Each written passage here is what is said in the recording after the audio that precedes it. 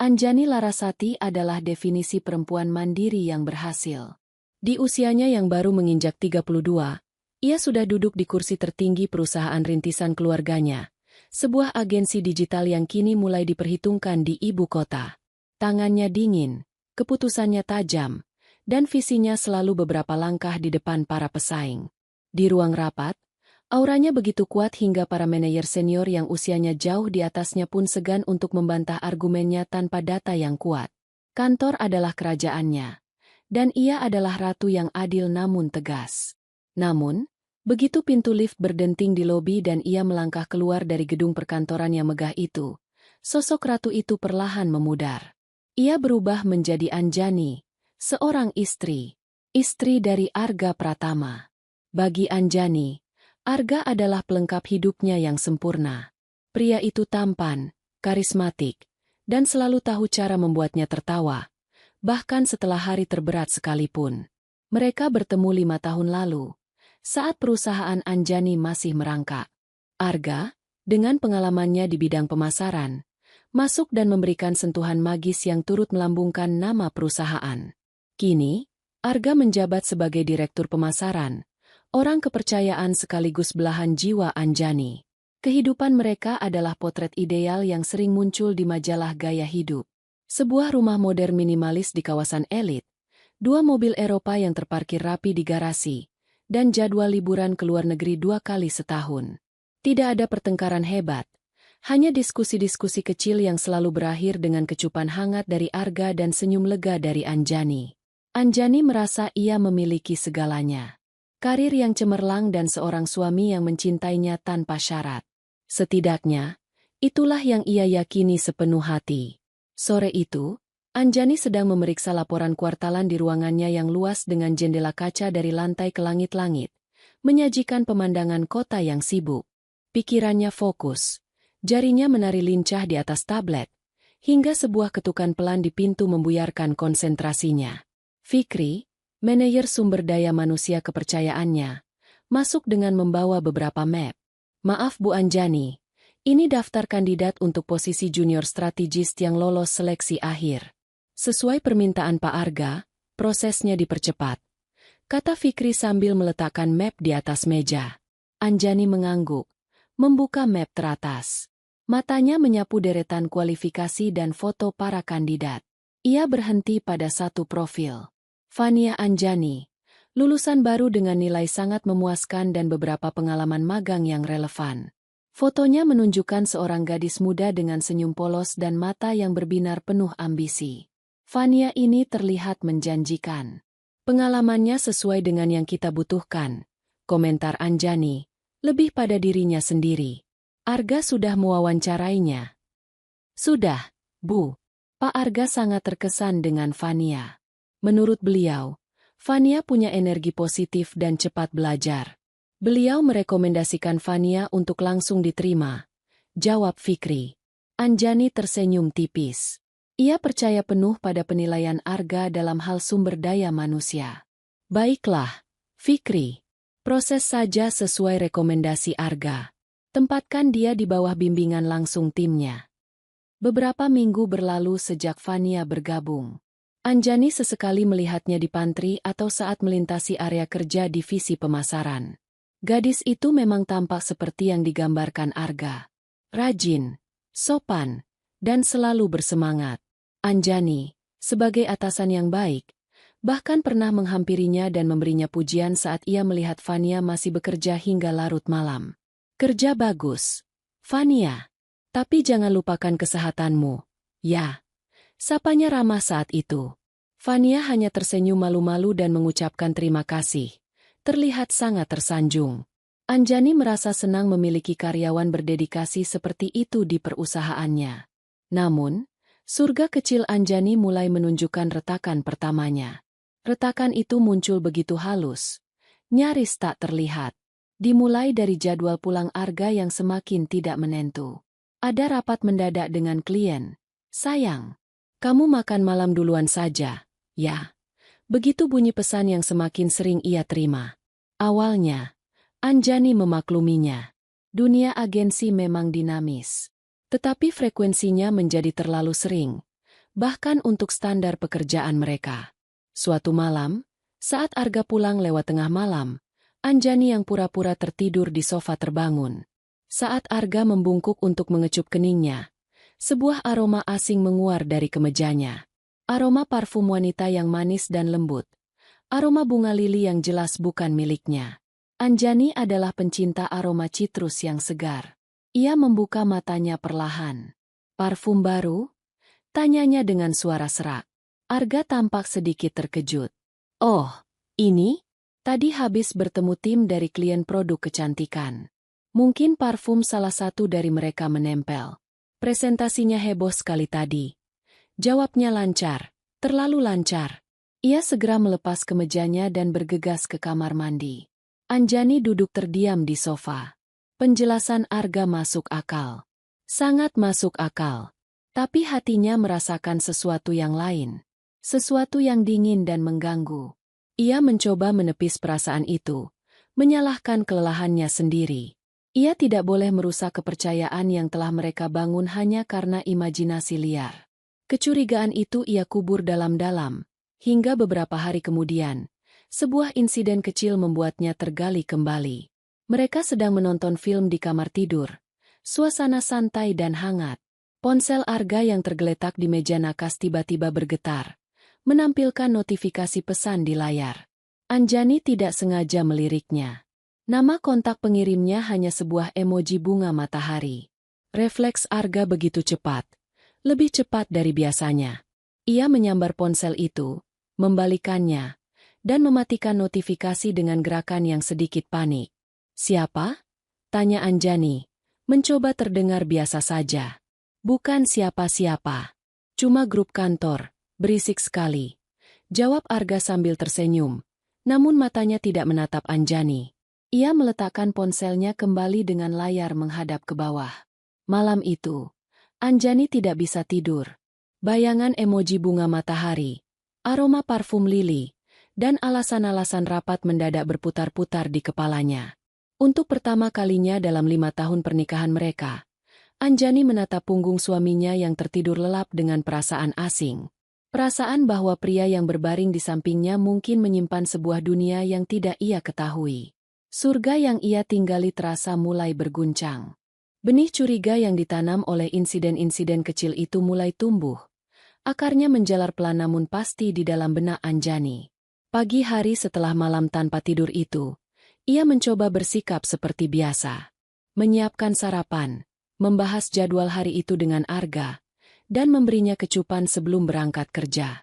Ia berusaha meyakinkan dirinya sendiri bahwa ia hanya terlalu banyak bekerja, bahwa imajinasinya menjadi liar karena stres.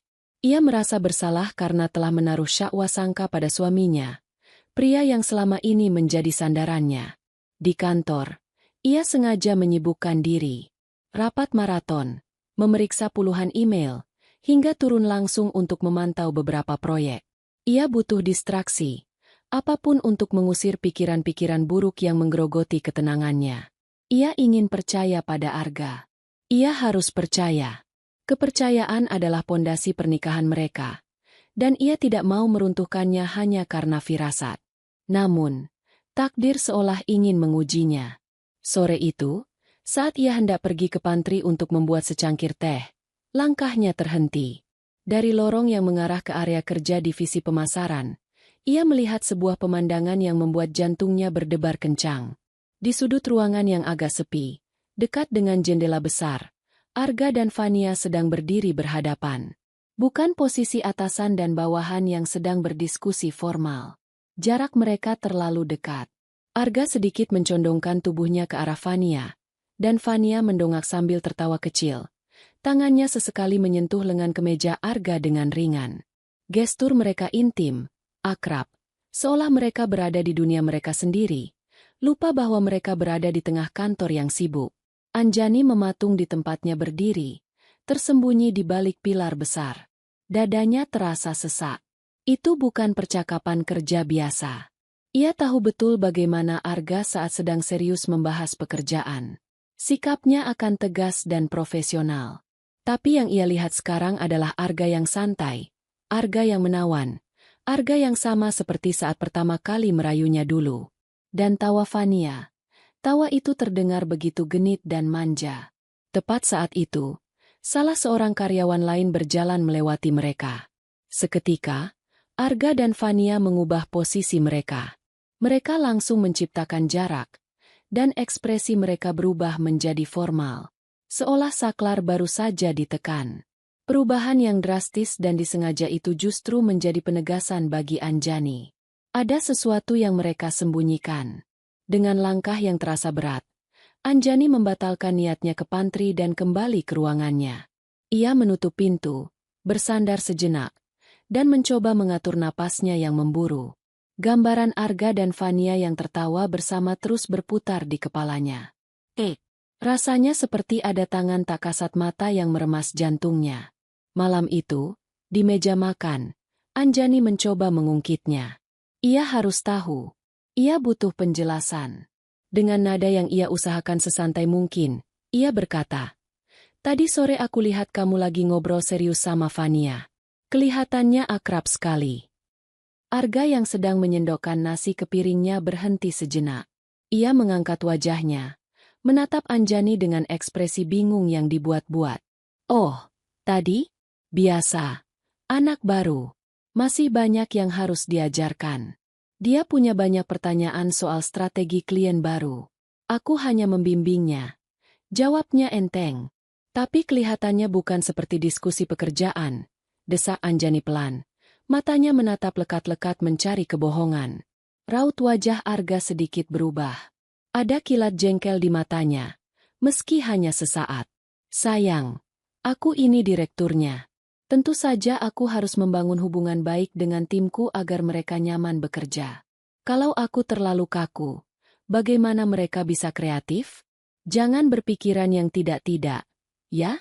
Aku hanya melakukan pekerjaanku. Apa kamu meragukanku?" Skakmat. Arga membalikkan keadaan. Dengan satu kalimat terakhirnya, ia membuat Anjani merasa menjadi pihak yang salah. Ia yang cemburuan. Ia yang berpikiran sempit. Ia yang tidak profesional. Anjani terdiam. Ia tidak punya bukti apa-apa selain pengamatannya yang sekilas. Jika ia terus mendesak, ia hanya akan terlihat seperti istri posesif yang konyol. "Bukan begitu. Aku hanya bertanya," ucapnya lirih. Lalu menunduk menatap piringnya yang tiba-tiba terasa tidak berselera. Percakapan itu membuat dinding di antara mereka semakin tebal. Arga menjadi lebih berhati-hati, dan Anjani menjadi lebih waspada. Ia mulai memperhatikan hal-hal yang dulu ia abaikan.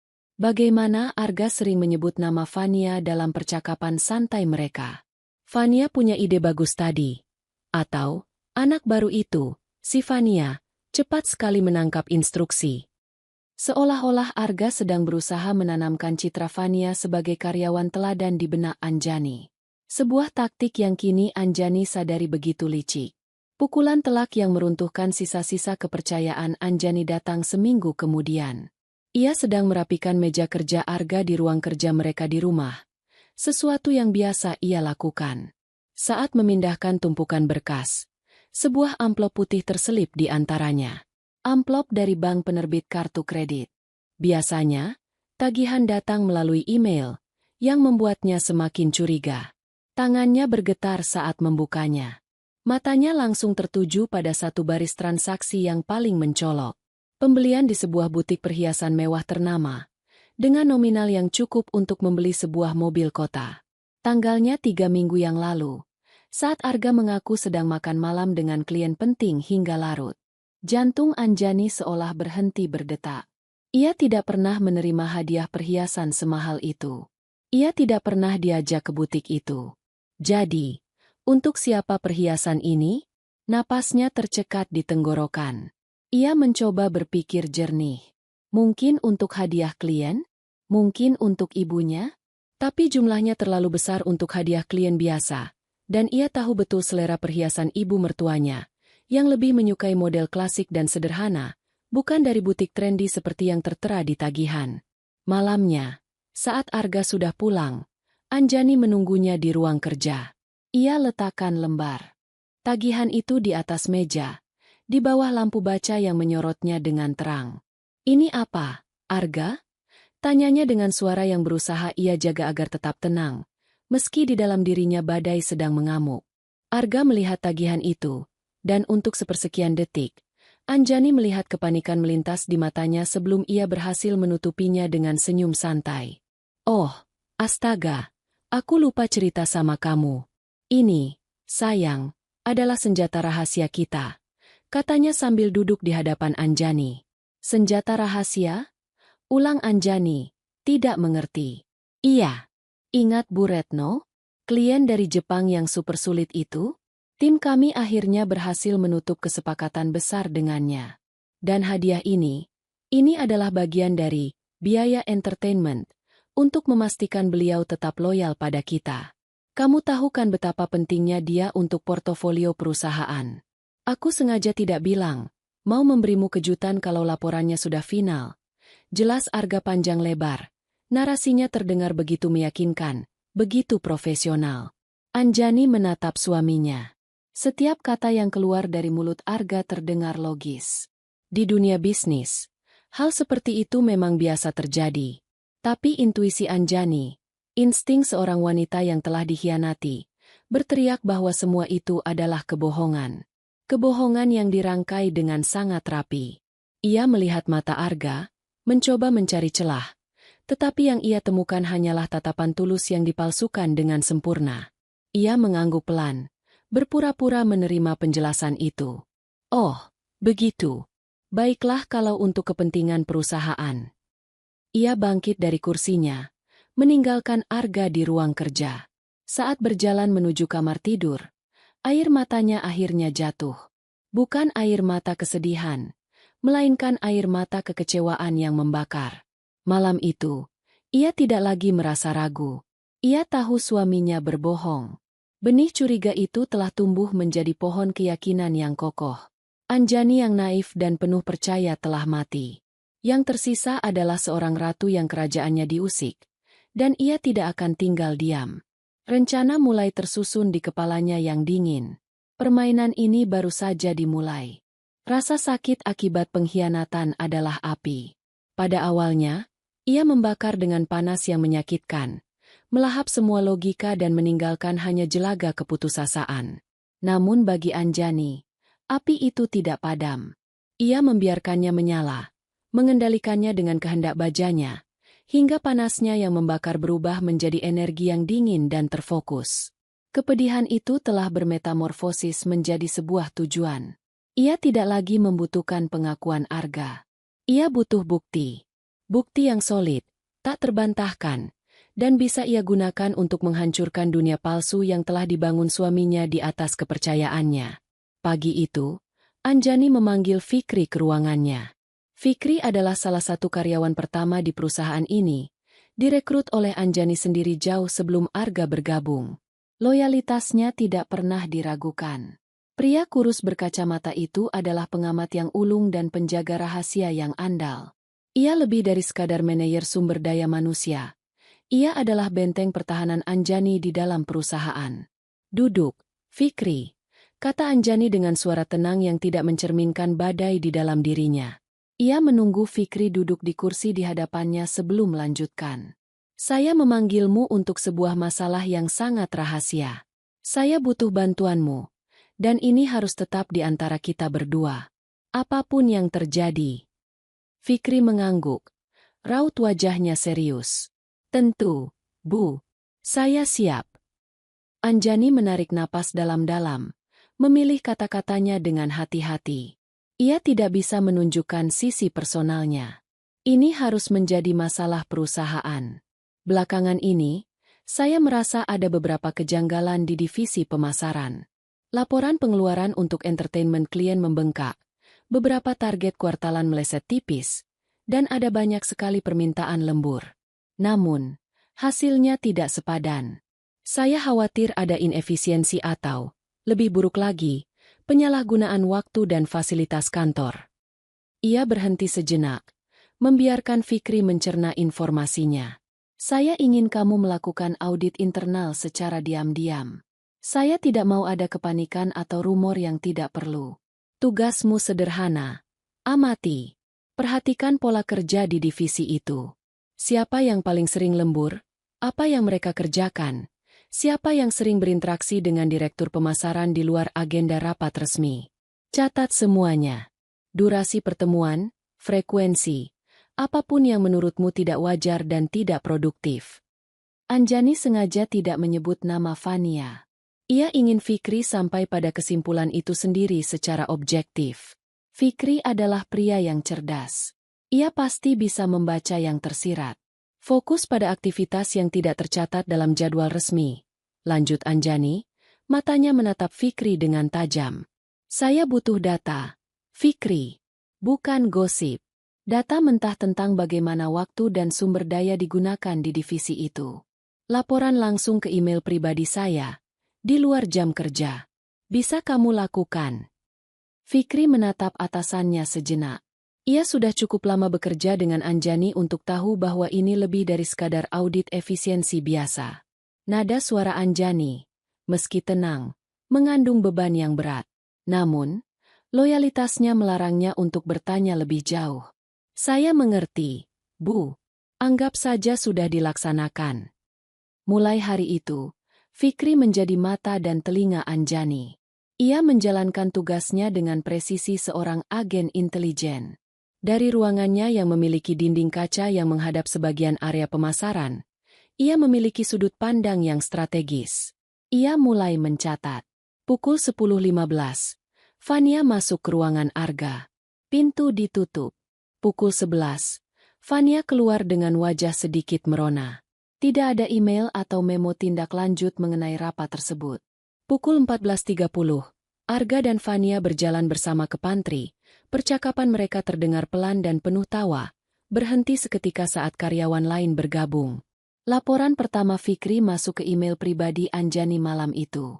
Sebuah lampiran Excel sederhana berisi log waktu dan observasi. Pukul 10.15. Pukul 11. VA di ruangan AP pintu tertutup. Agenda.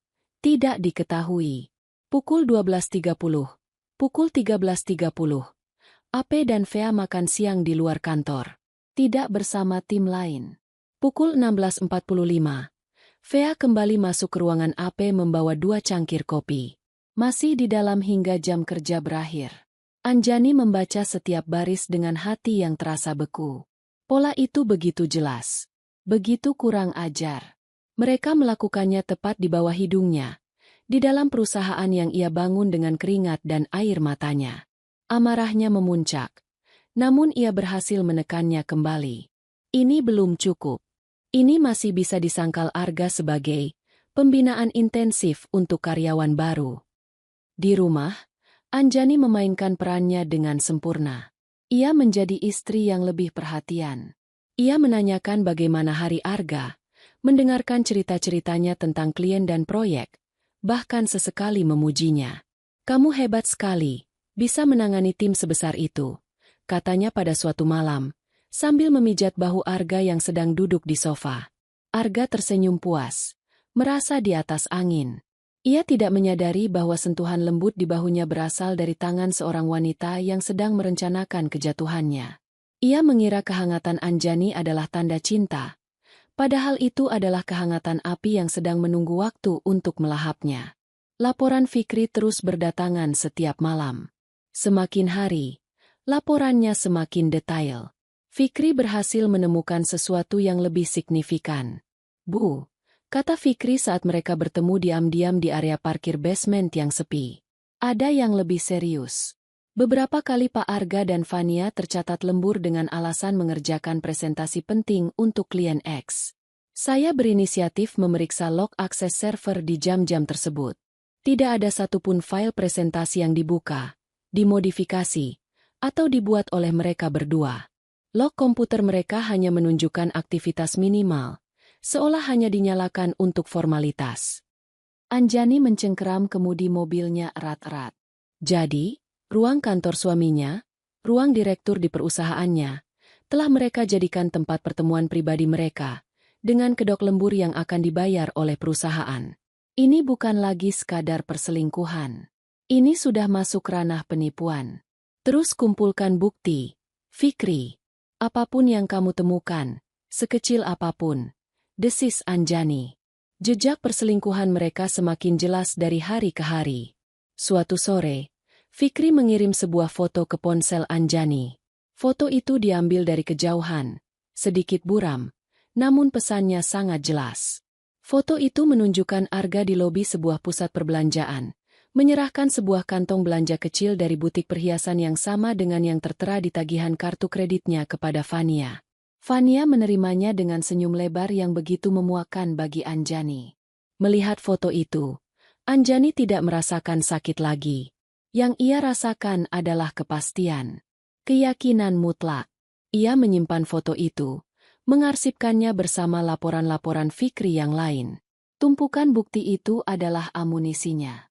Ia terus menunggu, terus mengumpulkan, menunggu satu momen, satu bukti pamungkas yang akan menjadi pemicu untuk memulai serangan baliknya. Dan ia tahu, dengan kelalaian dan arogansi mereka, momen itu akan segera tiba. Arga dan Fania mengira mereka sedang menari di atas panggung rahasia, tidak menyadari bahwa Anjani adalah sutradara yang sedang mempersiapkan tirai untuk jatuh menimpa mereka. Kesabaran Anjani adalah sebuah seni. Ia merajutnya hari demi hari, berpura-pura menjadi istri yang setia dan atasan yang tidak menaruh curiga, sementara di dalam dirinya, sebuah rencana besar sedang dibentuk. Ia telah memiliki laporan Fikri, catatan waktu, log server palsu, bahkan foto transaksi terlarang.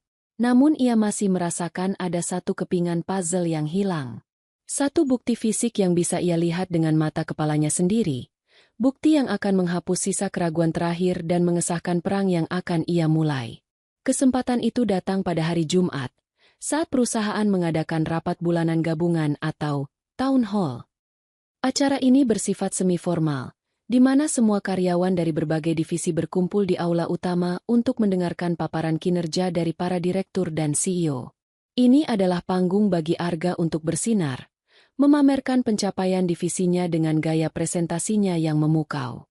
Dan bagi Anjani, ini adalah kesempatan sempurna untuk melakukan observasi. Anjani duduk di barisan depan bersama jajaran direksi lainnya. Ia mendengarkan dengan saksama saat Direktur Keuangan memaparkan angka-angka. Namun, matanya tidak tertuju pada layar proyektor. Matanya menyapu kerumunan karyawan, mencari satu sosok. Dan ia menemukannya. Fania duduk di baris kelima, di antara rekan-rekan setimnya. Ia tampak begitu percaya diri, sesekali tertawa kecil mendengar lelucon dari rekannya. Ia terlihat seperti karyawan muda manapun yang sedang menikmati acara kantor. Kemudian, giliran Arga naik ke atas panggung. Saat Arga mulai berbicara, dengan suaranya yang dalam dan penuh percaya diri, Anjani melihat Fania menegakkan duduknya. Pandangannya terpaku pada Arga. Tatapannya penuh pemujaan. Sebuah senyum tipis dan bangga terukir di bibirnya. Senyum yang sama yang dulu sering Anjani berikan pada Arga. Pemandangan itu membuat perut Anjani terasa mual. Arga menyelesaikan presentasinya dengan tepuk tangan meriah. Setelah acara formal selesai, suasana menjadi lebih cair. Musik ringan diputar, dan hidangan kecil disajikan. Para karyawan mulai berbaur dan mengobrol. Anjani bangkit dari kursinya, memegang segelas jus jeruk, dan mulai berjalan di antara kerumunan, menyapa beberapa manajer dan karyawan, memainkan perannya sebagai CEO yang ramah dan mudah didekati. Setiap langkahnya terukur, membawanya semakin dekat ke tempat Fania berdiri bersama teman-temannya. Dan saat itulah ia melihatnya. Sesuatu yang berkilauan di leher Fania saat gadis itu tertawa dan sedikit mengibaskan rambutnya. Jantung Anjani seolah berhenti berdetak selama beberapa detik. Dunia di sekelilingnya seakan menjadi sunyi. Di sana, di leher jenjang Fania, tergantung sebuah kalung emas mawar yang sangat familiar. Liontinnya kecil, berbentuk berlian tunggal yang berkelip di bawah cahaya lampu aula. Anjani mengenali desainnya dengan sangat baik. Itu adalah desain eksklusif dari butik perhiasan yang tertera di tagihan kartu kredit Arga. Ia bahkan sempat melihatnya di situs web butik itu beberapa minggu lalu, saat rasa penasarannya membawanya ke sana. Napas Anjani tercekat. Inilah dia. Kepingan puzzle terakhir. Bukti tak terbantahkan. Kebohongan Arga tentang hadiah untuk klien kini telanjang bulat di hadapannya, melingkar dengan angkuh di leher selingkuhannya. Untuk sesaat, ia merasakan gelombang amarah yang begitu panas hingga ia ingin berjalan ke sana, merenggut kalung itu dari leher Fania, dan melemparkannya ke wajah Arga di depan semua orang. Tapi ia tidak melakukannya. Anjani yang impulsif sudah lama mati. Ia menarik napas dalam-dalam, menenangkan detak jantungnya yang menggila, dan memasang senyumnya yang paling menawan. Dengan langkah pelan dan anggun, ia menghampiri kelompok Fania. "Selamat sore semuanya." Sapanya ramah, membuat Fania dan teman-temannya sedikit terkejut dan langsung bersikap hormat. "Presentasi dari tim pemasaran tadi hebat sekali. Kerja bagus." "Terima kasih, Bu Anjani," jawab mereka serempak. Anjani kemudian memfokuskan pandangannya pada Fania. Matanya tertuju pada kalung itu. "Fania, kalungmu indah sekali," katanya dengan nada tulus yang dibuat-buat. "Desainnya sangat elegan. Boleh saya lihat lebih dekat?" Fania tampak sangat tersanjung sekaligus gugup. Perhatian mendadak dari sang CEO membuatnya salah tingkah. "Oh, ini, Bu. Terima kasih banyak," jawabnya sambil tanpa sadar menyentuh liontin itu. "Pasti hadiah, ya? Dari seseorang yang sangat spesial, sepertinya." Pancing Anjani dengan lembut. Matanya menatap langsung ke mata Fania, mencari kebohongan di sana. Wajah Fania bersemu merah. Terjebak antara keinginan untuk pamer dan keharusan untuk menjaga rahasia, ia memilih jawaban klise yang justru mengkonfirmasi segalanya. "Hehe, bisa dibilang begitu, Bu. Dari pengagum rahasia," jawabnya dengan tawa kecil yang terdengar sumbang di telinga Anjani. Pengagum rahasia. Dua kata itu menjadi vonis mati bagi pernikahan Anjani dan karir Arga. Anjani tersenyum lebih lebar. Senyumnya terasa dingin bahkan bagi dirinya sendiri. "Wah, kamu beruntung sekali. Dia pasti punya selera yang bagus. Teruskan kerja kerasmu, ya." Setelah mengucapkan kalimat itu, Anjani berbalik dan berjalan pergi, meninggalkan Fania yang masih merasa bangga dengan pujiannya. Anjani terus berjalan, melintasi aula, keluar menuju koridor yang sepi. Ia bersandar di dinding yang dingin, memejamkan matanya sejenak. Tidak ada air mata. Yang ada hanyalah kelegaan yang aneh. Babak keraguan dan pencarian bukti telah resmi berakhir. Sekarang, babak perhitungan akan dimulai.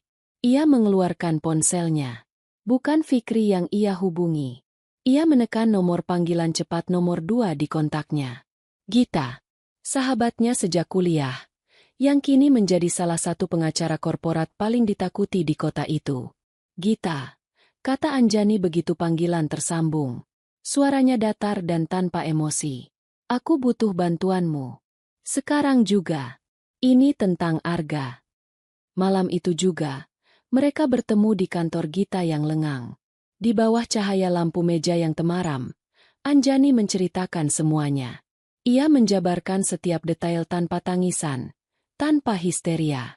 Ia menyajikan fakta-fakta seperti seorang klien yang sedang melaporkan kasus. Laporan Fikri, log server, foto, tagihan kartu kredit, dan puncaknya, kalung di leher Fania. Gita mendengarkan dengan saksama. Rahangnya mengeras seiring dengan cerita Anjani. Sebagai sahabat, hatinya ikut sakit. Tetapi sebagai pengacara, otaknya bekerja dengan cepat, menganalisis setiap sudut hukum. "Bajingan," desis Gita setelah Anjani selesai. "Maaf, An. Tapi dia benar-benar bajingan. Ini bukan hanya perselingkuhan. Dia menggunakan fasilitas perusahaan, memanipulasi laporan lembur, dan kemungkinan besar menggunakan dana perusahaan untuk membiayai perempuan itu. Kita bisa menjeratnya dari sisi hukum perusahaan, bukan hanya hukum keluarga." "Itulah yang aku mau, Git," sahut Anjani. "Aku tidak mau perceraian yang berlarut-larut dan penuh drama. Aku mau dia hancur. Hancur secara profesional, hingga ia tidak punya apa-apa lagi. Aku mau dia dipecat dengan cara yang paling memalukan." Gita mengangguk. Matanya berkilat tajam. "Baik. Kalau begitu, kita susun strateginya. Pertama dan yang paling penting, kita amankan asetmu. Semua aset warisan dari keluargamu, saham perusahaan atas namamu sebelum menikah. Kita harus lindungi itu semua dari gugatan harta gono gini. Aku akan segera mengurus perjanjian pasca nikah dan pemisahan aset secepatnya. Kedua, lanjut Gita. Kita butuh jebakan. Jebakan profesional. Kita tidak bisa memecatnya hanya berdasarkan perselingkuhan. Itu akan terlihat seperti balas dendam pribadi dan bisa jadi bumerang. Kita harus menciptakan sebuah skenario di mana dia dan perempuan itu terbukti secara mutlak tidak kompeten dan merugikan perusahaan. Sebuah kesalahan fatal yang tidak bisa dimaafkan oleh dewan direksi. Mendengar kata jebakan, sebuah ide mulai terbentuk di benak Anjani. Sebuah proyek besar, proyek krusial yang ia tahu berada di luar jangkauan kemampuan Fania dan Arga, karena arogansinya, pasti akan meremehkannya. Aku tahu caranya, kata Anjani. Matanya kini berkilat dengan cahaya yang dingin dan penuh perhitungan. Aku akan memberinya tali. Tali yang cukup panjang untuk mereka berdua gantung diri. Malam itu, di kantor hukum yang sunyi, seorang ratu yang terluka dan seorang pengacara yang tajam mulai merancang sebuah skenario kehancuran. Bukan lagi tentang hati yang patah, tapi tentang sebuah perhitungan yang akan dibayar lunas. Strategi telah tersusun, dan Anjani bergerak dengan kecepatan dan ketepatan seekor predator. Pagi hari setelah pertemuannya dengan Gita, ia sudah duduk di hadapan pengacara itu lagi, kali ini bersama dengan notaris dan penasihat keuangannya. Ruangan itu terasa dingin dan steril, sama seperti keputusan yang sedang ia ambil. Di atas meja mahoni yang mengilap, terhampar tumpukan dokumen tebal. Setiap lembar adalah satu langkah menjauh dari kehidupan yang pernah ia kenal. Satu bata yang ia cabut dari pondasi pernikahannya. Gita menjelaskan setiap klausul dengan suara yang tenang dan profesional. Perjanjian pemisahan aset, akta hibah untuk mengamankan properti warisan keluarga Anjani, revisi kepemilikan saham di perusahaan agar kembali 100% atas namanya sesuai dengan status sebelum menikah. Anjani menandatangani setiap dokumen tanpa ragu. Tangannya mantap, goresan penanya tegas. Tidak ada air mata, tidak ada penyesalan. Yang ada hanyalah kejelasan yang menusuk. Ia sedang melakukan operasi penyelamatan. Menyelamatkan masa depannya, kerajaannya, dan harga dirinya dari seorang pria yang telah ia anggap sebagai raja pendampingnya. Dengan ini, secara hukum, semua aset yang berasal dari keluargamu dan keuntungan perusahaan yang diatribusikan padamu sebelum pernikahan, aman. Jika nanti sampai pada perceraian, Arga hanya bisa menuntut bagian dari aset yang kalian peroleh bersama selama pernikahan. Dan dengan posisinya sekarang, jumlah itu tidak akan seberapa. Jelas Gita sambil merapikan kembali dokumen-dokumen yang telah ditandatangani. Bagus. Hanya itu jawaban Anjani. Langkah pertama selesai. Benteng pertahanannya telah kokoh. Sekarang, saatnya untuk membangun panggung jebakan. Hari Senin berikutnya, Anjani mengadakan rapat dewan direksi yang mendadak. Suasana di ruang rapat terasa tegang. Para kepala divisi bertanya-tanya. Spekulasi beredar. Anjani masuk ke ruangan dengan aura yang berbeda dari biasanya. Lebih bersemangat, lebih berapi-api. Ia berdiri di depan, tersenyum lebar, membuat semua orang, termasuk Arga, merasa sedikit lebih tenang. Selamat pagi, semuanya. Maaf untuk pertemuan mendadak ini, tapi saya punya berita yang sangat menarik. Mulainya, suaranya memenuhi ruangan. Ia menekan remote, dan layar proyektor di belakangnya menyala, menampilkan logo sebuah korporasi multinasional raksasa dari Eropa, Elysian Corp. Seluruh ruangan terkesiap. Elysian Corp adalah klien impian. Mendapatkan mereka akan melambungkan nama agensi Anjani ke level internasional. Elysian Corp akan berekspansi ke pasar Asia Tenggara, dan mereka sedang mencari satu agensi digital eksklusif untuk menangani seluruh kampanye mereka di wilayah ini. Ini bukan sekadar proyek, ini adalah sebuah kemitraan jangka panjang dengan nilai yang bisa mengubah peta perusahaan kita selamanya. Jelas Anjani. Matanya berkeliling menatap satu persatu wajah di ruangan itu. Mereka sudah menghubungi kita. Mereka terkesan dengan portofolio kita. Tapi, Kita bukan satu-satunya kandidat. Kita harus bersaing dengan 3 agensi terbesar lainnya di negara ini. Kita punya waktu 3 minggu untuk mempersiapkan proposal dan presentasi yang akan menentukan segalanya. Proyek ini akan saya namakan Project Horizon. Anjani berhenti sejenak, membiarkan informasi itu meresap. Ia kemudian mengalihkan pandangannya ke Arga. Tatapannya melembut, penuh dengan kepercayaan dan kekaguman yang dipalsukan dengan sempurna. Ini adalah proyek terbesar yang pernah kita hadapi.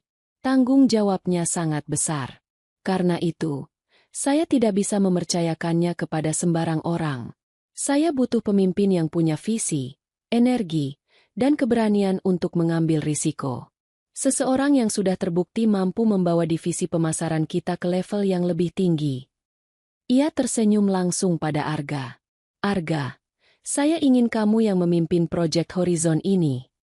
Arga tertegun. Lalu wajahnya bersinar karena bangga. Egonya membengkak seketika.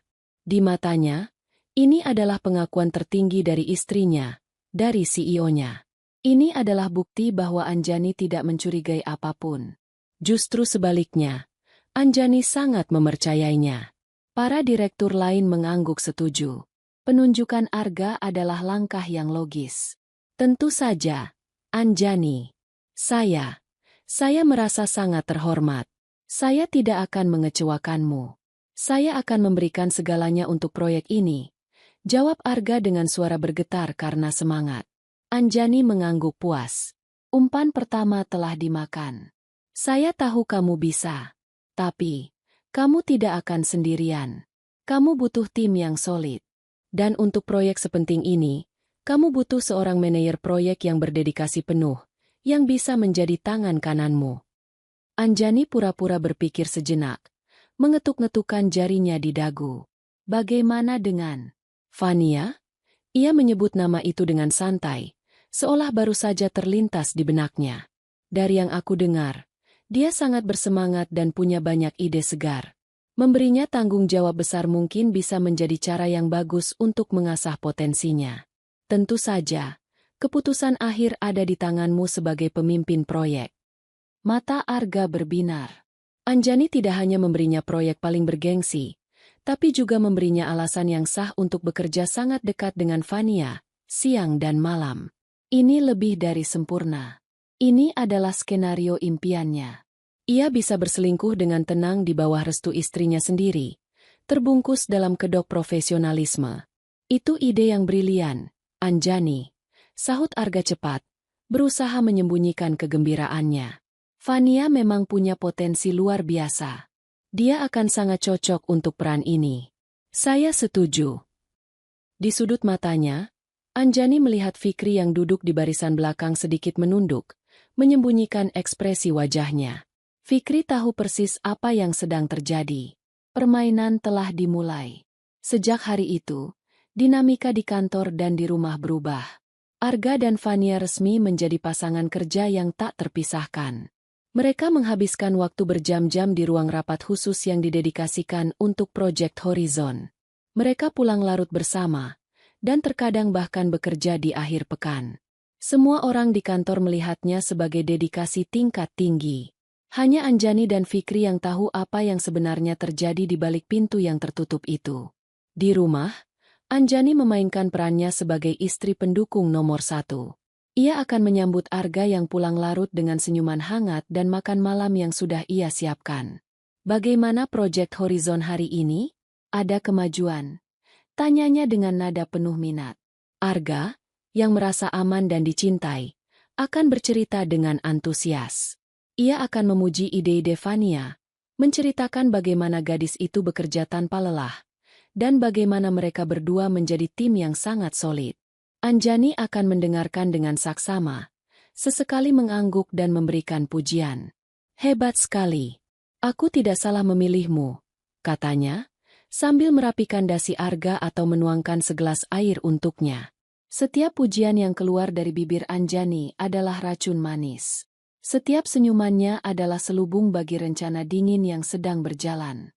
Ia membiarkan Arga terbang tinggi dalam euforia kesuksesan dan perselingkuhan yang terselubung.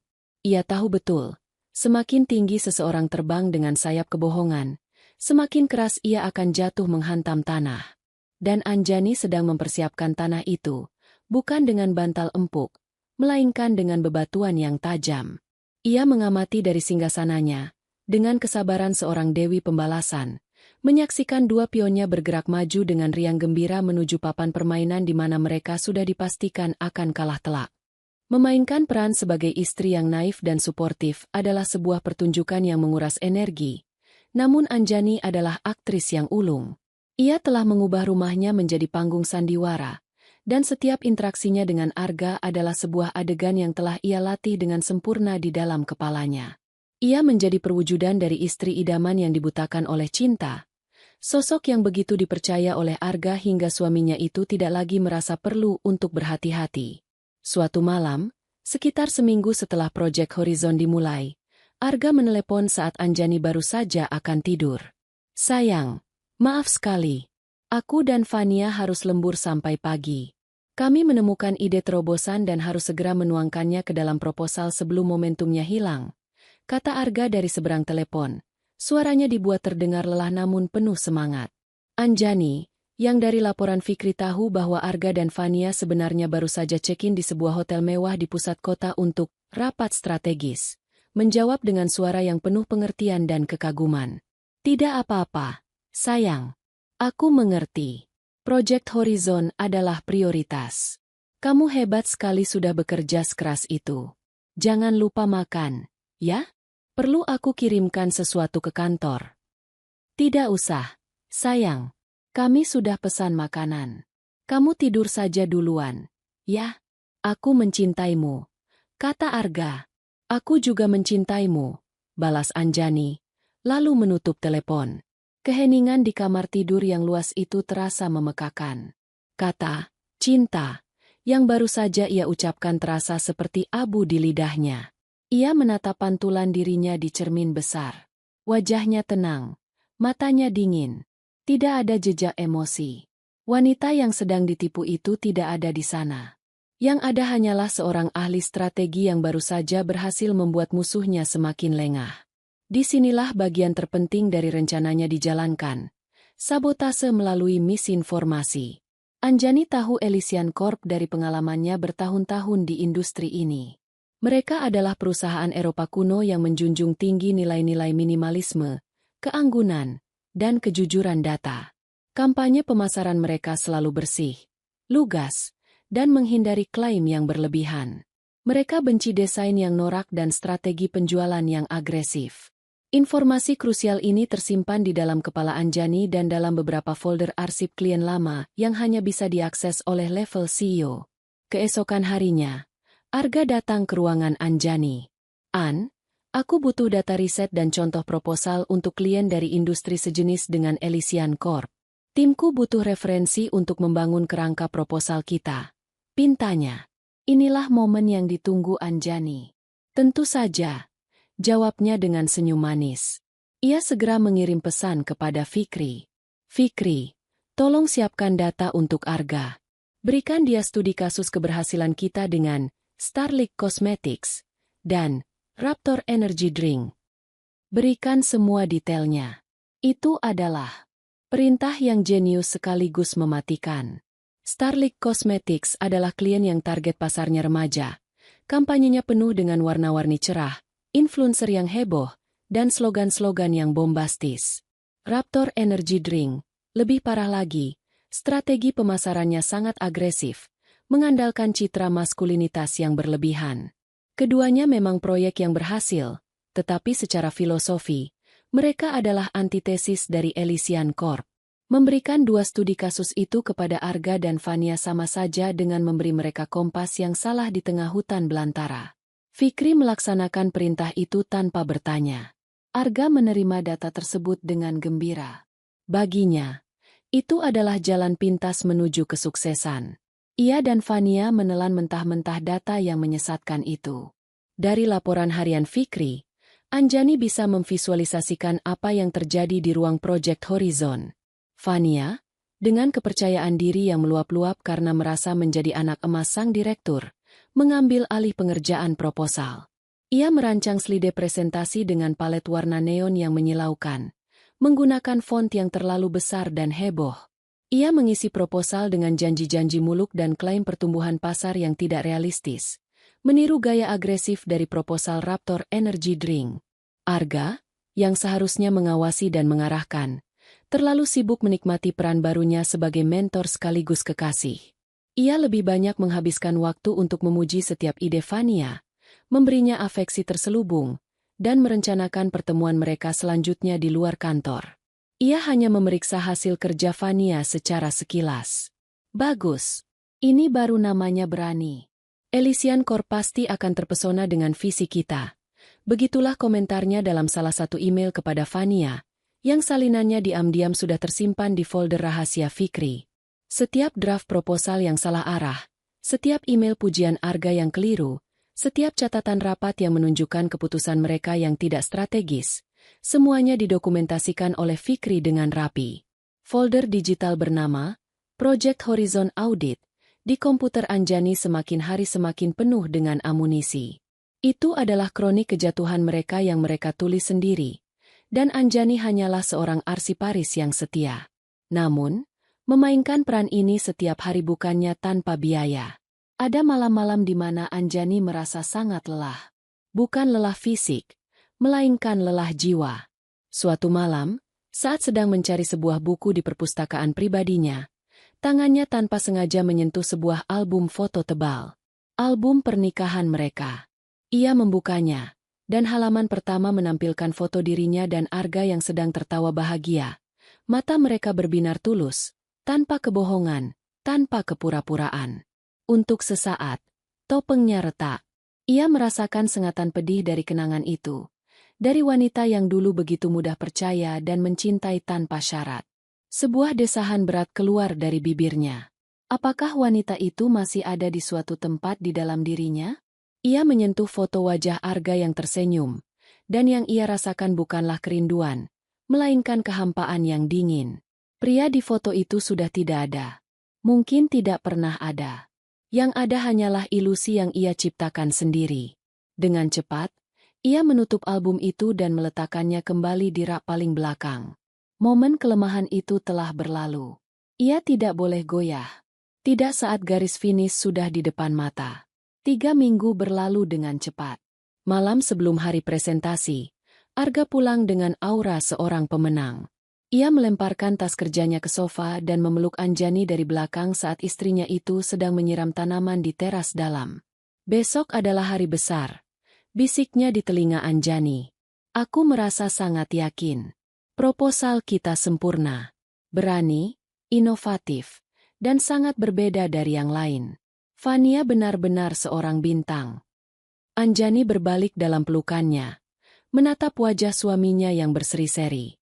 Ia mengangkat tangannya, merapikan rambut Arga yang sedikit berantakan, dan memasang senyumnya yang paling tulus. Aku tidak pernah meragukanmu, sayang, katanya dengan suara lembut. Aku tahu kamu pasti akan membuat semua orang terkesan. Ia berjinjit dan memberikan sebuah kecupan singkat di pipi Arga. Sebuah kecupan Yudas. Istirahatlah malam ini. Kamu butuh energi penuh untuk besok. Lanjutnya.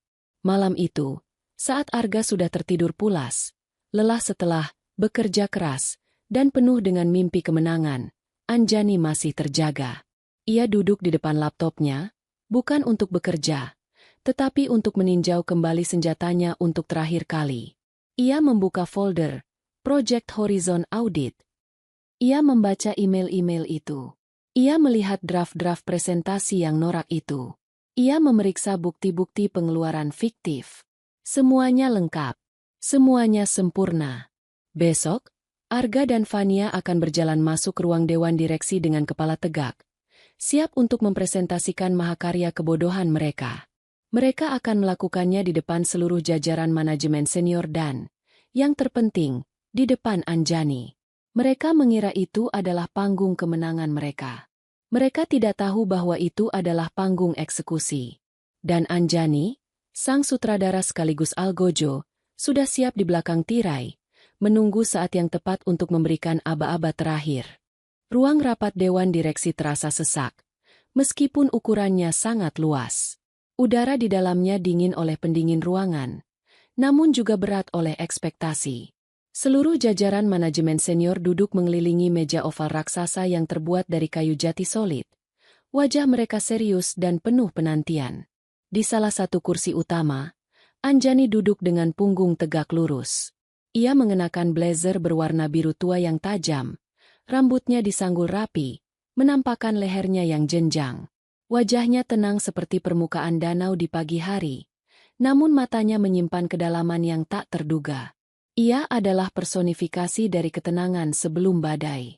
Pintu ruangan terbuka, dan masuklah Arga bersama Fania. Mereka berdua adalah pusat perhatian. Arga mengenakan setelan paling mahalnya, dasinya diikat sempurna, dan senyum penuh percaya diri terpasang di wajahnya. Ia berjalan dengan langkah seorang jenderal yang akan mendeklarasikan kemenangan. Di sampingnya, Fania tampak bersinar. Ia mengenakan gaun kerja berwarna merah menyala, sebuah pilihan yang berani dan sedikit arogan untuk sebuah presentasi korporat. Riasan wajahnya sempurna, dan di lehernya, kalung berlian pemberian Arga berkilauan, seolah mengejek Anjani dalam diam. Mereka tampak seperti pasangan penguasa, siap menaklukkan dunia. Selamat pagi, semuanya. Terima kasih atas kehadirannya. Sapa Arga. Suaranya bergema dengan otoritas yang dibuat-buat. Ia menyambungkan laptopnya ke proyektor, dan layar di belakangnya menyala, menampilkan slide judul yang mencolok, Project Horizon, mendefinisikan ulang masa depan. Anjani hanya mengamati. Tangannya terlipat rapi di atas meja. Ia membiarkan Arga membuka acara, membiarkannya menikmati momen singkat di bawah sorotan lampu sebelum semuanya diredupkan paksa. Untuk presentasi detailnya, saya akan serahkan kepada manajer proyek kami yang luar biasa, Fania Anjani, kata Arga dengan bangga, memberikan panggung sepenuhnya kepada Fania. Fania melangkah maju dengan anggun. Ia tersenyum manis ke arah dewan direksi, senyum yang sama sekali tidak mencapai matanya. Terima kasih, Pak Arga. Selamat pagi, Bapak dan Ibu direksi. Lalu, pertunjukan horor itu pun dimulai.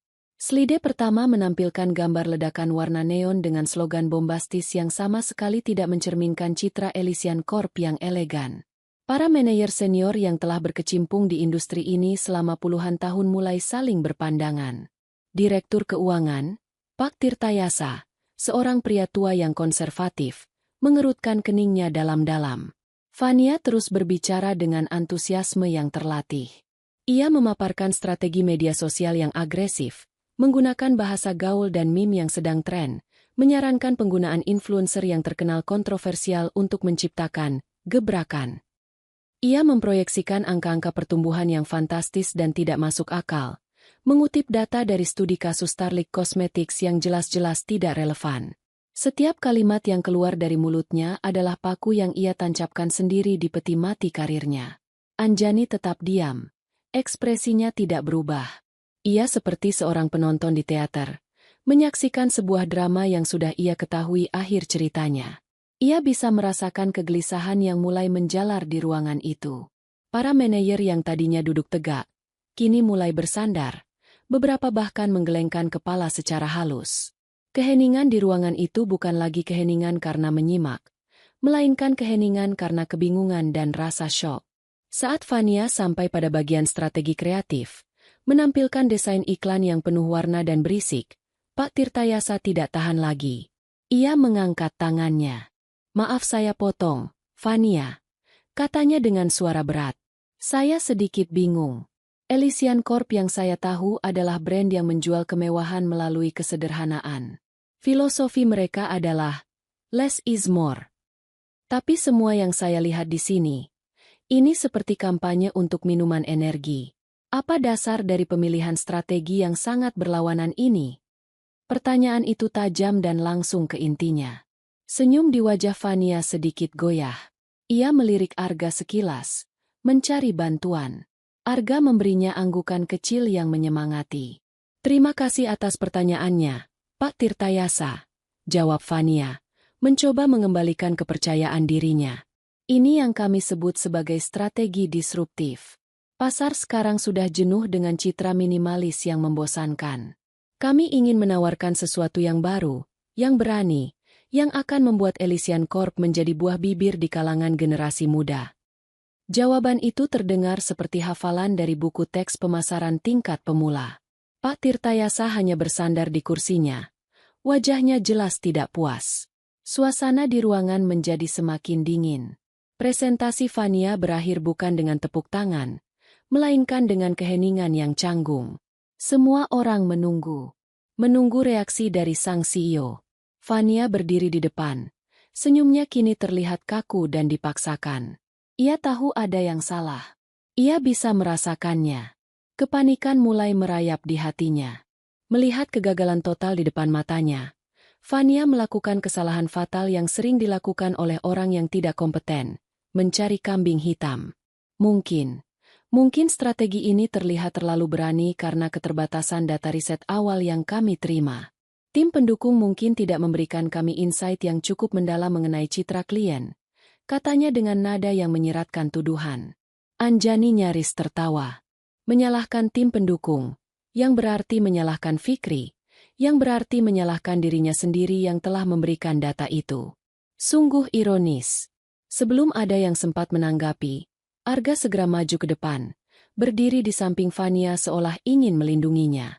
Saya rasa Fania sudah melakukan yang terbaik dengan sumber daya yang ada, katanya dengan nada defensif. Visi yang ia tawarkan mungkin di luar zona nyaman kita, tapi terkadang kita butuh lompatan seperti ini untuk menang. Saya berdiri di belakang proposal ini 100%, dan saya bertanggung jawab penuh atas arah strateginya. Fania telah bekerja siang dan malam tanpa lelah untuk proyek ini. Pembelaan Arga yang begitu berapi-api dan personal itu menjadi bensin yang menyiram api kecurigaan. Di forum profesional seperti itu, seorang direktur tidak seharusnya membela manajer proyeknya dengan cara yang begitu emosional. Ia tidak membela proposalnya. Ia membela Fania sebagai pribadi. Semua orang di ruangan itu, yang tadinya hanya menduga-duga, kini melihat dengan mata kepala mereka sendiri. Ada sesuatu yang lebih dari sekadar hubungan kerja di antara mereka berdua. Topeng profesionalisme mereka telah retak dan jatuh berkeping-keping. Proyek itu hancur, dan bersamaan dengan itu, reputasi mereka berdua ikut terkubur di bawah reruntuhannya. Anjani menatap mereka berdua yang berdiri berdampingan di depan. Terlihat seperti dua terdakwa yang menunggu vonis. Ia tahu, sekaranglah waktunya. Setelah pembelaan Arga yang kikuk itu menggantung di udara yang beku, Anjani akhirnya bergerak. Ia tidak membanting meja atau meninggikan suaranya. Sebaliknya, ia bangkit dari kursinya dengan gerakan yang pelan dan anggun. Setiap mata di ruangan itu tertuju padanya. Keheningan yang tadinya canggung kini berubah menjadi tegang, penuh antisipasi. Ia berjalan ke depan ruangan. Langkah sepatunya yang berhak tinggi menggema pelan di lantai marmer. Ia berhenti di samping Arga dan Fania, namun tidak menatap mereka. Pandangannya lurus tertuju pada dewan direksi. Terima kasih, Arga, Fania. Mulainya, suaranya terdengar sangat tenang, namun ada nada sedingin es di baliknya. Presentasi yang sangat mencerahkan. Kata terakhir itu ia ucapkan dengan penekanan yang membuat semua orang tahu itu adalah sebuah sarkasme yang tajam. Ia mengambil remote proyektor dari tangan Fania yang gemetar. Kegagalan proyek Horizon ini memang sangat disayangkan. Kerugian potensialnya sangat besar. Namun, seperti yang kalian lihat, kegagalan ini bukan hanya karena strategi yang keliru atau riset yang salah arah. Anjani berhenti sejenak, membiarkan kalimatnya menggantung. Ia menatap satu persatu wajah para manajer dan direktur. Ada alasan yang lebih dalam. Alasan yang menyangkut hal paling fundamental di perusahaan ini, integritas, etika, dan penyalahgunaan kepercayaan. Dengan ketenangan yang mengerikan, ia menekan sebuah tombol di remote. Presentasi Fania yang penuh warna itu lenyap. Sebagai gantinya, layar proyektor menampilkan sebuah halaman spreadsheet sederhana namun mematikan. Judulnya, Log Aktivitas Lembur versus Akses Server Project Horizon. Di kolom pertama, tercatat puluhan jam lembur yang diklaim oleh Arga dan Fania selama 3 minggu terakhir, lengkap dengan tanggalnya. Di kolom kedua, tercatat log akses server dari tim IT pada jam dan tanggal yang sama. Isinya hampir seluruhnya sama. Tidak ada aktivitas. Seperti yang bisa Anda lihat, suara Anjani memecah keheningan yang mencekam. Ada lebih dari 80 jam kerja lembur yang diklaim dan sudah dibayarkan oleh perusahaan. Namun anehnya, tidak ada satupun file proyek yang dibuka, dikerjakan, atau disimpan selama jam-jam tersebut. Ruangan rapat dipakai, listrik dan AC menyala, tapi tidak ada pekerjaan yang dilakukan. Jadi pertanyaannya, apa yang sebenarnya mereka berdua kerjakan? Wajah Arga berubah pucat pasi. Fania mulai gemetar hebat. Matanya terpaku pada layar dengan ngeri. Anjani menekan tombol berikutnya. Layar kini menampilkan serangkaian foto. Foto pertama adalah foto Arga dan Fania yang sedang makan malam di restoran romantis. Tanggalnya cocok dengan salah satu klaim lembur mereka. Foto berikutnya adalah foto mereka berdua memasuki lobi hotel yang sama di mana Anjani tahu Arga pernah berbohong padanya. Juga di jam lembur. Dan yang paling telak adalah foto hasil jepretan Fikri di mall. Arga sedang menyerahkan kantong dari butik perhiasan kepada Fania. Anjani menekan tombol lagi. Kini layar menampilkan foto close-up kalung di leher Fania yang sedang ia pakai saat itu, disandingkan dengan screenshot tagihan kartu kredit Arga yang tertera nama butik dan harganya. Dan di sebelahnya lagi adalah laporan pengeluaran Arga di mana ia mengklaim biaya tersebut sebagai hadiah apresiasi untuk klien dari Jepang. Saya yakin, Ibu Retno dari Jepang pasti akan sangat terkejut mengetahui bahwa hadiah apresiasi untuknya ternyata melingkar dengan indah di leher manajer proyek kita, kata Anjani dengan nada datar. Suara napas tertahan terdengar di seluruh ruangan. Ini bukan lagi rapat evaluasi proyek. Ini adalah sebuah pembantaian publik. Arga membuka mulutnya, mencoba mengatakan sesuatu, tetapi tidak ada suara yang keluar. Ia seperti tercekik. Dunianya runtuh di depan matanya sendiri. Fania hanya bisa menunduk. Air matanya mulai mengalir di pipinya, membasahi gaun merahnya yang kini terlihat begitu konyol. Anjani melanjutkan tanpa belas kasihan, menampilkan email-email di mana Arga menolak masukan valid dari anggota tim lain demi menyetujui ide Fania yang buruk, bukti-bukti penyalahgunaan fasilitas kantor untuk kepentingan pribadi mereka. Ia membeberkan semuanya dengan presisi seorang jaksa penuntut, menyajikan fakta demi fakta, bukti demi bukti. Setelah slide terakhir ditampilkan, Anjani mematikan proyektor, membuat ruangan kembali temaram. Ia akhirnya berbalik dan menatap langsung ke arah Fania, yang kini sesenggukan menahan tangis malu.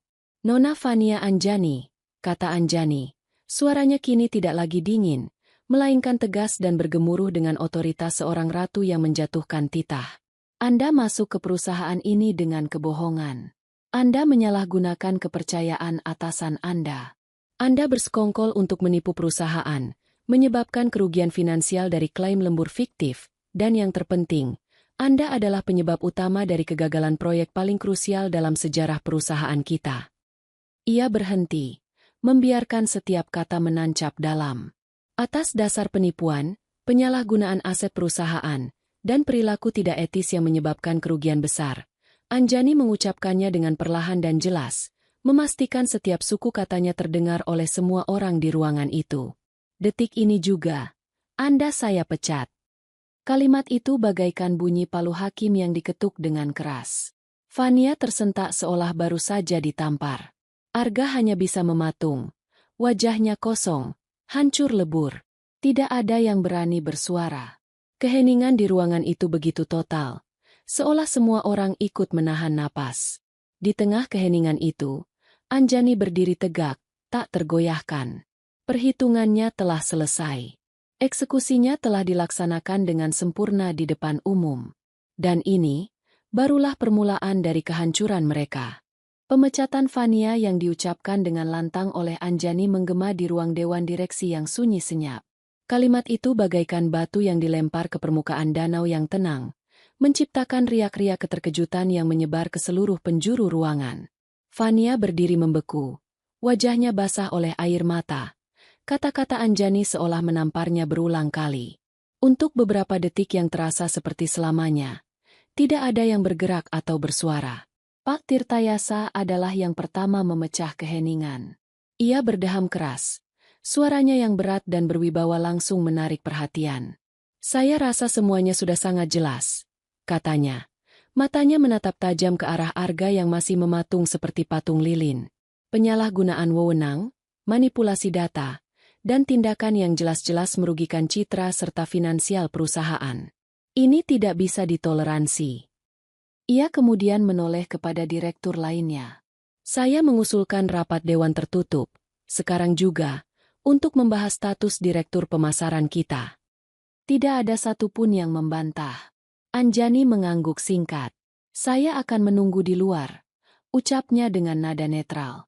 Ia tidak perlu berada di sana. Misinya sudah selesai.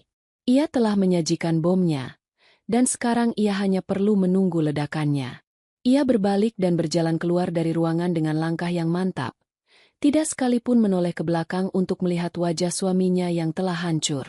Saat pintu tertutup di belakang Anjani, Arga merasa seolah seluruh oksigen di ruangan itu telah tersedot keluar. Ia ditinggalkan sendirian di tengah tatapan mata para kolega yang tadinya menghormatinya.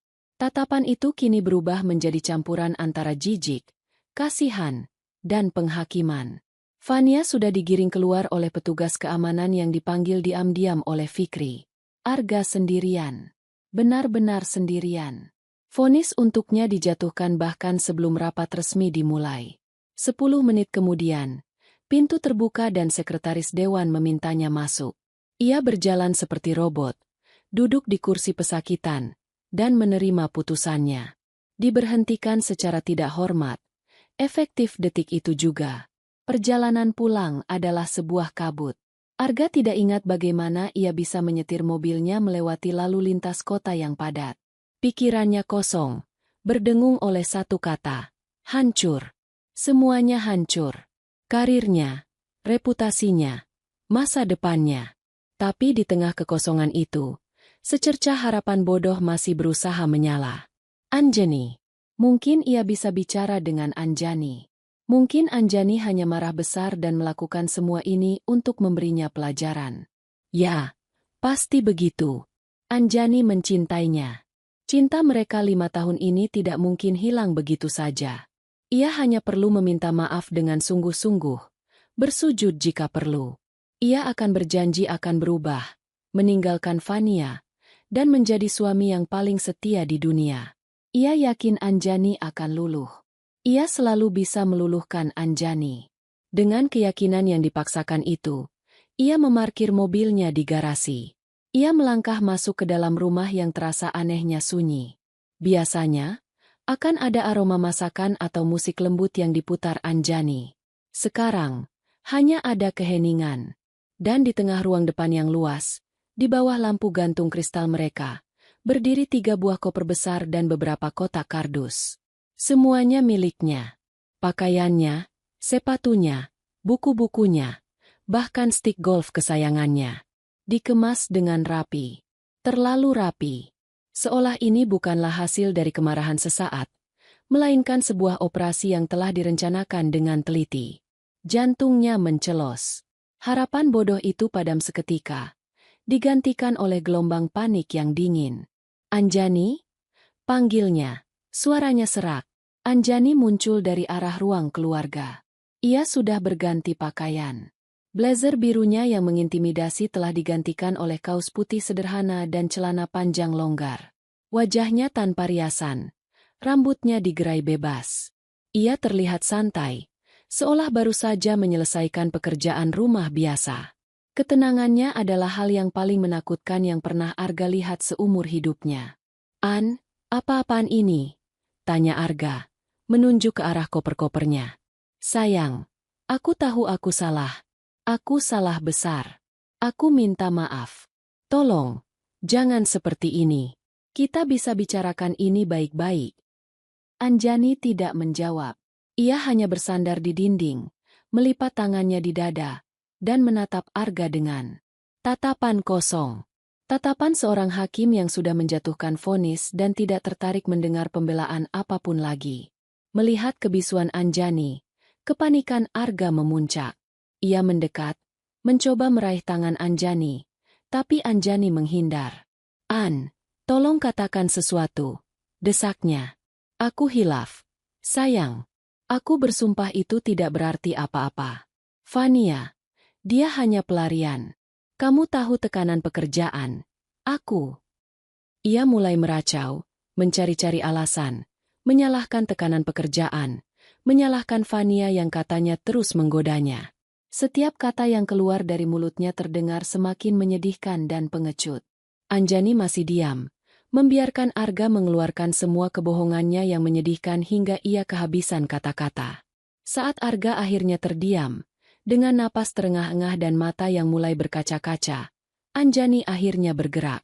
Ia berjalan ke arah meja konsol di dekat pintu, mengambil sebuah amplop coklat tebal, dan berjalan kembali ke arah Arga. Ia tidak mengatakan apa-apa, hanya meletakkan amplop itu di atas salah satu koper Arga. Arga menatap amplop itu, lalu menatap Anjani. Apa ini? Semua sudah diurus, kata Anjani. Suaranya adalah yang pertama kali Arga dengar sejak ia tiba di rumah. Suaranya datar, tanpa getaran emosi sedikit pun. Pengacaraku akan menghubungimu besok. Arga merobek amplop itu dengan tangan gemetar. Di dalamnya ada setumpuk dokumen. Di halaman paling atas, tertulis dengan jelas, surat gugatan cerai. Rasanya seperti lantai di bawah kakinya runtuh. Ini nyata. Ini bukan sekadar pelajaran. Ini adalah akhir. Seluruh kekuatannya seakan terkuras habis. Lututnya lemas, dan ia jatuh berlutut di hadapan Anjani. Tangisnya pecah. Bukan tangis penyesalan yang tulus, melainkan tangis seorang pecundang yang kehilangan segalanya. Jangan, An. Kumohon jangan, isaknya, mencoba memeluk kaki Anjani. Aku akan lakukan apa saja. Aku akan tinggalkan semuanya. Jangan tinggalkan aku. Aku tidak bisa hidup tanpamu, An. Ingat janji kita? Ingat semua yang sudah kita lalui. Ia menangis terseduh-seduh. Wajahnya basah oleh air mata dan ingus. Ia merendahkan dirinya hingga ke titik terendah, berharap bisa menemukan sedikit saja belas kasihan di mata istrinya. Anjani menatap pria yang sedang bersujud di kakinya itu. Tidak ada rasa iba. Tidak ada rasa kasihan. Yang ia rasakan hanyalah kelegaan. Monster yang selama ini menghantuinya ternyata hanyalah seorang pria lemah yang menyedihkan. Ia menunduk sedikit, bukan untuk membantunya berdiri, tapi agar Arga bisa mendengar kata-katanya dengan sangat jelas. Semua sudah kuperhitungkan, Arga, bisiknya, kata-katanya setajam belati. Sejak hari aku mencium aroma parfumnya di kemejamu. Sejak aku melihat kalungnya di lehernya. Setiap senyumanku padamu, setiap pujianku, setiap sentuhanku, semuanya adalah bagian dari rencana ini. Mata Arga melebar ngeri. Ia berhenti menangis, digantikan oleh rasa takut yang luar biasa. Wanita di hadapannya ini bukanlah Anjani yang ia kenal. Ini bukan hukuman, Arga, lanjut Anjani, suaranya tetap tenang. Ini adalah akibat. Akibat dari setiap kebohonganmu, setiap pengkhianatanmu, setiap kali kamu meremehkan aku. Sekarang, ambil barang-barangmu, dan pergi dari rumahku. Ia menegakkan tubuhnya, berbalik, dan berjalan menuju kamarnya tanpa menoleh lagi, menutup pintu di belakangnya dengan pelan.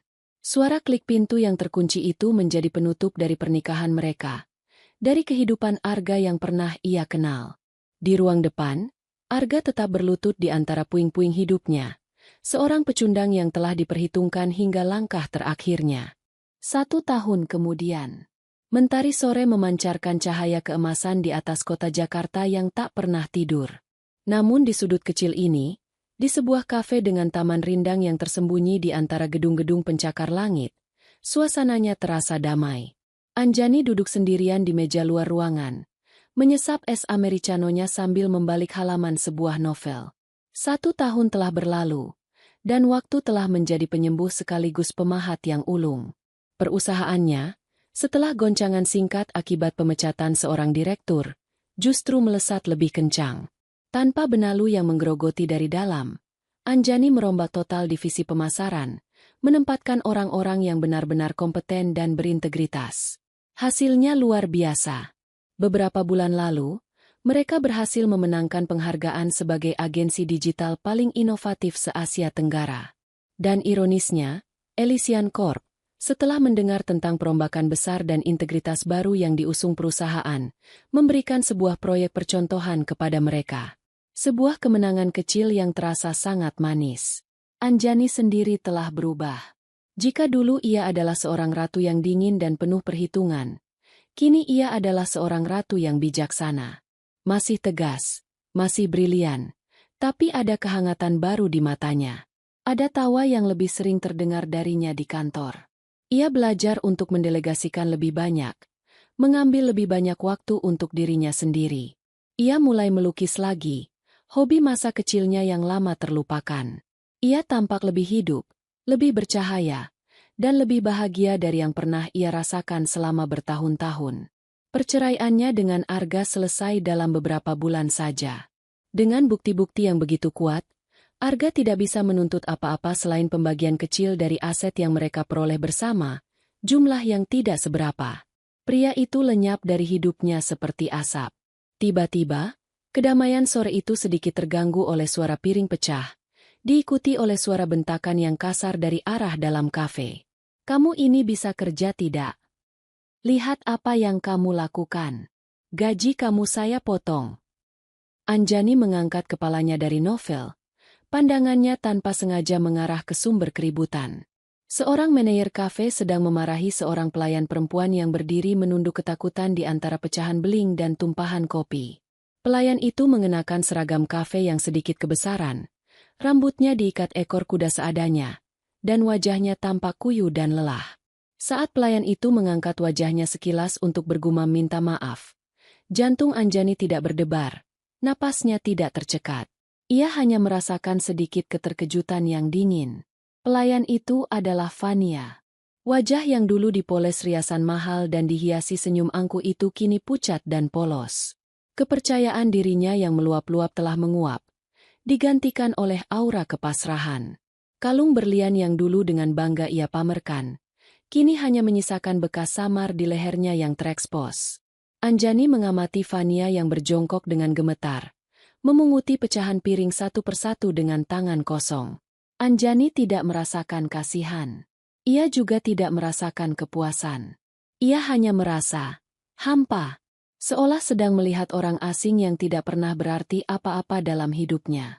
Ia mengalihkan pandangannya kembali ke jalanan di luar kafe, mencoba melanjutkan bacaannya. Namun takdir sepertinya punya selera humor yang aneh hari itu.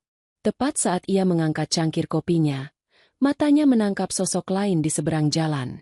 Seorang pria dengan kemeja lengan panjang yang sedikit lusuh dan warnanya sudah pudar, sedang berdiri di bawah terik matahari, berusaha menyodorkan brosur kepada setiap pejalan kaki yang lewat. Wajahnya berkeringat, rambutnya menipis, dan punggungnya sedikit membungkuk karena lelah dan kalah. Orang-orang melewatinya begitu saja, beberapa bahkan menatapnya dengan pandangan jengkel.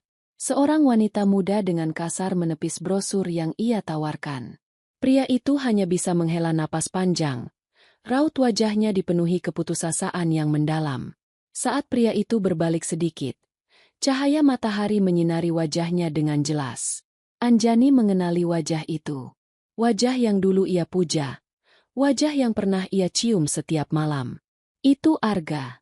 Karismanya yang dulu memabukkan telah hilang sama sekali, digantikan oleh aura seorang pria yang telah digilas habis oleh kehidupan. Anjani mematung. Cangkir kopinya berhenti di tengah jalan menuju bibirnya. Di sana, di hadapannya, tersaji sebuah diorama karma yang sempurna. Di dalam kafe, seorang pelayan yang ketakutan sedang membersihkan kesalahannya. Di luar kafe, seorang sales asuransi rendahan sedang berjuang di bawah matahari. Dua orang yang pernah bersekongkol untuk menghancurkannya, kini berada begitu dekat, namun terpisah oleh dinding kaca dan nasib mereka yang menyedihkan, tidak saling menyadari keberadaan satu sama lain. Dan mereka berdua, sama sekali tidak menyadari bahwa wanita yang telah mengatur ulang takdir mereka sedang duduk dengan nyaman hanya beberapa meter dari mereka, menyaksikan drama bisu mereka. Sebuah senyum tipis mulai terukir di bibir Anjani. Bukan senyum sinis atau penuh kemenangan yang angkuh. Itu adalah senyum yang tulus. Senyum yang lahir dari kelegaan dan kesadaran penuh. Beban terakhir dari masa lalunya seakan terangkat dari pundaknya. Ia mengangkat cangkir kopinya sedikit, seolah bersulang untuk dirinya sendiri dalam diam.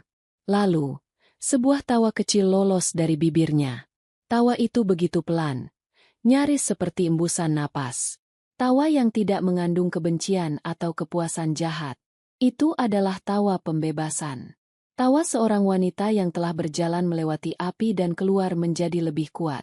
Tawa yang menandakan bahwa babak lama telah benar-benar berakhir, dan di hadapannya, terbentang halaman-halaman kosong yang siap ia tulis dengan kisahnya sendiri. Kisahnya sendiri. Kisahnya sendiri. Kisahnya sendiri. Kisahnya sendiri. Kisahnya sendiri.